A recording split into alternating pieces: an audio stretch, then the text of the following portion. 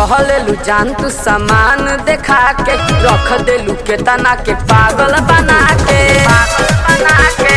ए सुना चहलेलू जान तू सामान देखा के रख देलू के तना के पागल बना के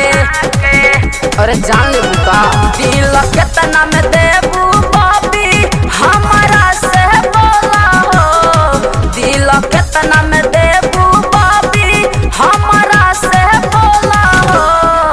ए हो सोना आवा तू हमारा से लव कला हो ए हो सोना आवा तू हमारा से लव कला हो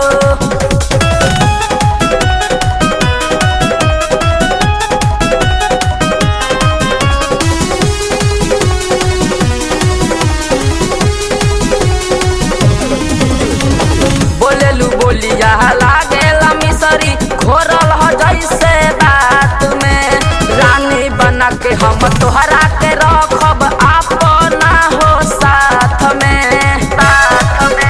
देखो भाव मत खा बोलेलू बोलिया लागेला मिसरी घोरल हो जैसे बात में रानी बना के हम तोहरा के रखब अपना हो साथ में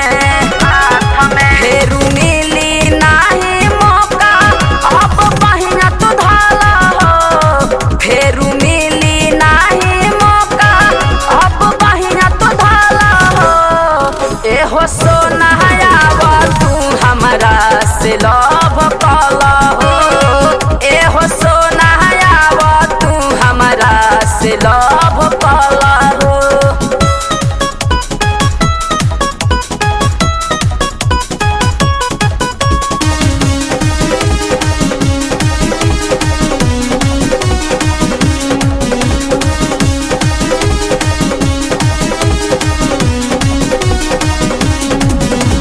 सीना से सट दूर ना हट पैबू ना ऐसन दीवाना कम में तू नखरा देखावा ये डियर खावा हो लब के दाना अरे सोना सुना सीना से सट दूर ना हट पैबू ना ऐसन दीवाना कम में तू नखरा देखावा ये डियर खावा हो लब के दाना तेरा करो नहीं दिल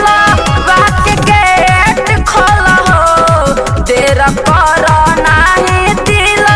बात गेट खोला हो ए हो सोना आवा तू हमारा से लव कला हो ए हो सोना आवा तू हमारा से लव कला हो अरे अब तो आजा।